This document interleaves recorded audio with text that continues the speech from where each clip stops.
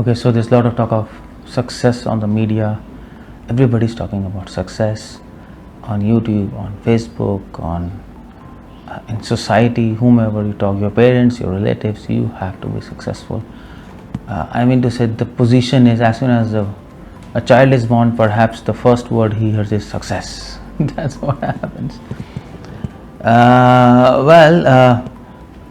But don't we have to define the word success before we really keep on shouting success? It's not bad to be successful. Everybody needs to have some kind of accomplishment in their life. Otherwise people feel morose and depressed. But then what is success? That has to be defined properly. People think success means money, to be rich, or to make a career, or to have a high social status. This is, practically this is what people look for in their life, and this is what people think that is success. If they become educated, if they become rich, and if they have prestige in the society, life is successful. But if you really think about it, the Vedas have given a thought about it.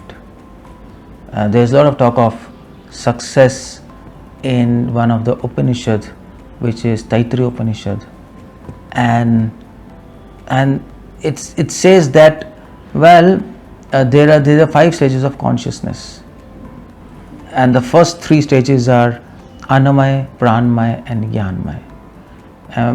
Most 95% people are on this level of consciousness. In other words, at the level of Annamaya, people aim for money and food, and that's the aim of their life. People on the level of Pranmaya, they aim for prestige. For them, prestige is more dearer than life, or it is sadi famis worse than death.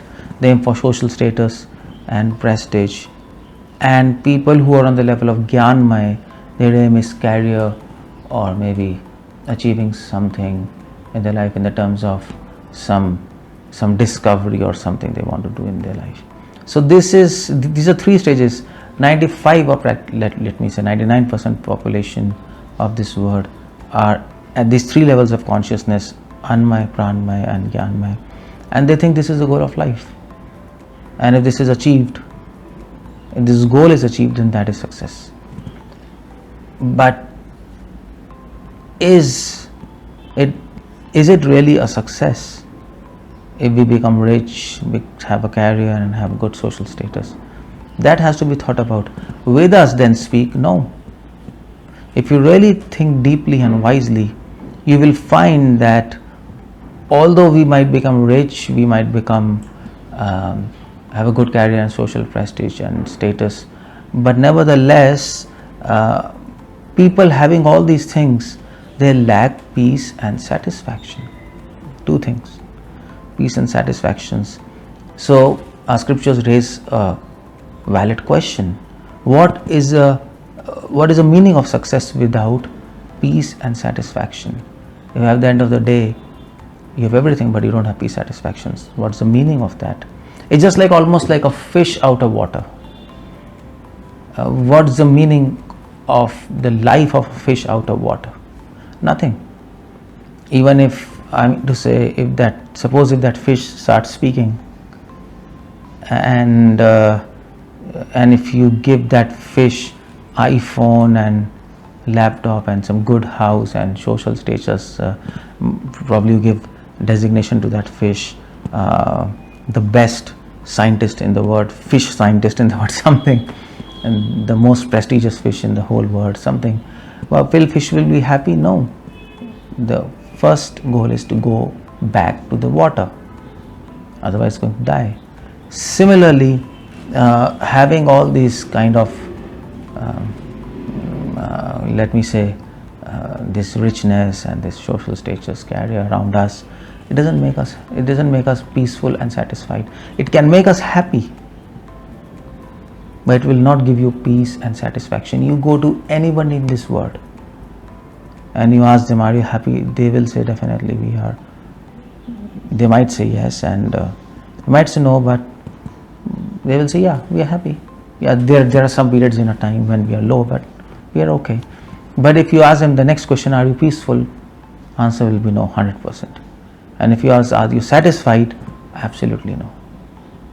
So that's why Veda says there are two higher level of consciousness beyond these three levels, beyond these three lower levels of consciousness, Anmaya, Pranmaya and Jnanmaya. And the two higher levels of consciousness is Vijnanmaya and Anandmaya. Vijnanmaya means self-realization, and Anandmaya means God realization. So Vedas say, well, what good is if you win the whole world and lose yourself? So that's why Vedas say, okay, fine, go beyond this. Success is to know yourself, which is called a self-realization, which will give you peace. And beyond that is God realization, which will give you satisfaction.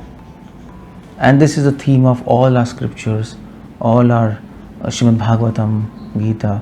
This is it. Knowing yourself gives you peace, because now you remember your identity. You're no longer stressed and anxiety. You know who you are. And knowing God gives you happiness, because you're connected to the source of happiness, the reservoir of happiness, that is God. And then happiness, I don't want to use the word happiness here, satisfaction. Because you're connected to the reservoir of happiness, you're satisfied. That's the whole point there.